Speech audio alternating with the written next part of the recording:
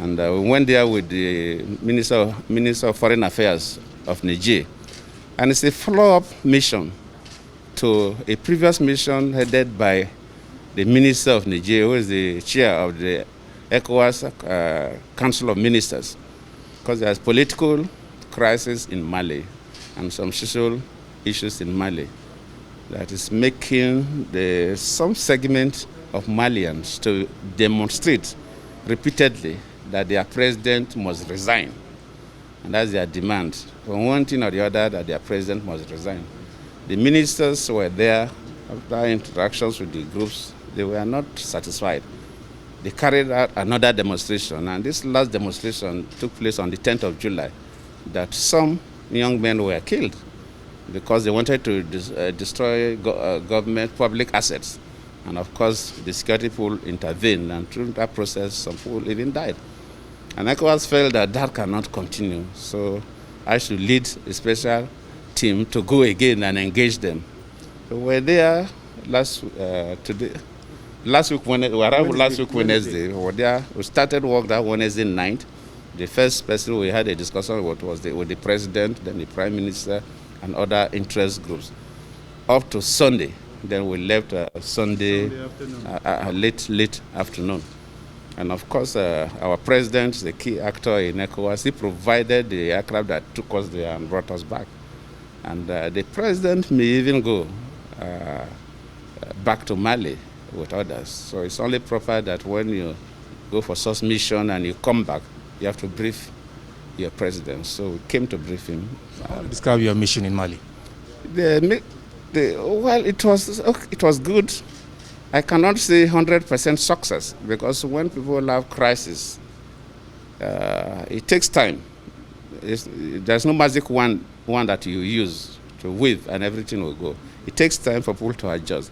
But the key thing is that before we got there, the three arms of government, both the judiciary, the legislature, and the executive, there were issues.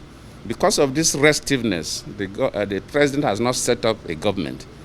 He's working with the prime minister alone. And of course, you need ministers to head major departments of government. Ministers have not been appointed, so it's like the executive too was not functioning optimally. The judiciary, because there was no constitutional court, the president has to dissolve the constitutional court based on the demand of the people. But even after the dissolution, people were not satisfied. So there was no constitutional court. So though there are courts running, but the constitutional court was not there. So even the judiciary was not functional optimally.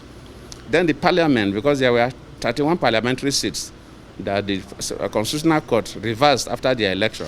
That was the last straw that broke the camel back that instigated this crisis.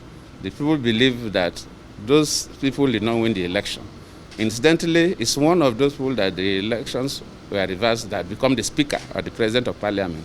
So they felt that the parliament is not a legitimate parliament. So even the parliament had some issues. So we had a situation in the country where executive, legislature, and the judiciary are not operating optimally. For our interactions with them and the recommendations, we believe before the end of this week, the constitutional court will be in place. They will sort out these 31 seats, and the parliament will also be in place. And of course, the president is already setting up a government of national unity so that he will get ministers, 50% from his party, 30% from the oppositions, and 20% from civil societies and professional bodies, including teachers union, lecturers union, medical doctors union, lawyers union, the bar, and so on. And from these professional bodies and civil societies get under 20%.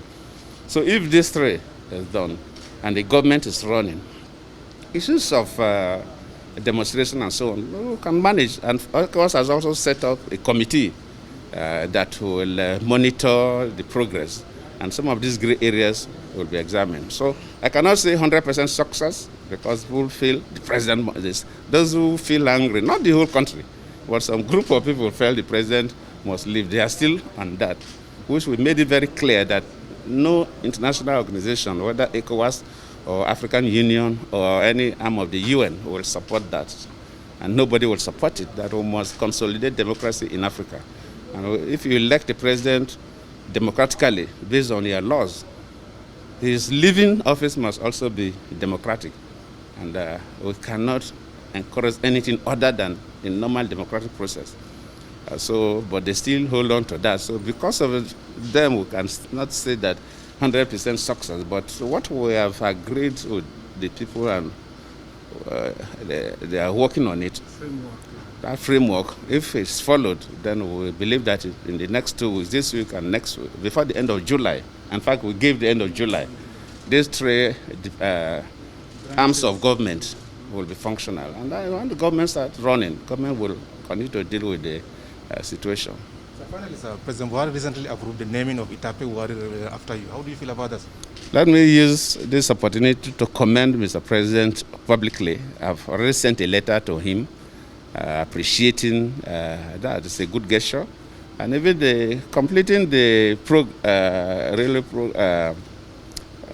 program is good. It shows that the president is going on with the legacy projects of previous administrations. So, and that is the way to go. So I sent a letter to him. I commended him verbally too, but you have asked me now, so let me also do it publicly that I appreciate it, and I thank Mr. President, the Minister of Transportation, and all others that made it possible. So, Nigeria would like to know, how do you describe your relationship with President Buhari? You've been seeing me coming to see the president. I will be seeing us having very friendly conversation. So our relationship is okay. Thank you.